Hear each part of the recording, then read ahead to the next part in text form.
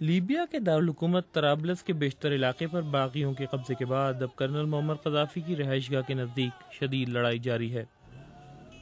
سینکڑوں باغی دارالحکومت کے وسط میں واقع سبز چوک تک پہنچ گئے ہیں، جس کے بعد رات بھر اس علاقے میں جشن کا سا سما رہا۔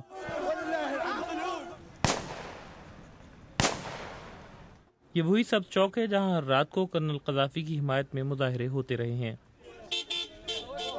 باغیوں نے اعلان کیا ہے کہ اس چوک کا پرانا نام شہداء چوک بحال کر دیا جائے گا۔ اس جشن کے دوران باغیوں کی جانب سے ہوائی فائرنگ کا سلسلہ جاری رہا اور وہ کرنل قذافی کی تصاویر کو پاؤں تلے رونتے رہے۔ شہر میں بہت سے لوگ پرچم لہراتے ہوئے باغیوں کے استقبال کے لیے سڑکوں پر نکلے۔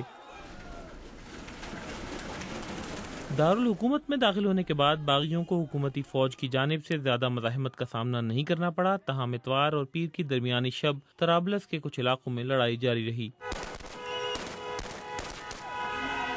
طرابلس میں بی بی سی کے نامہ نگار کے مطابق شہر میں یہ احساس عام ہے کہ اب اس مہم کا خاتمہ قریب ہے اور باغیوں نے اپنے مقاصد حاصل کر لیے ہیں۔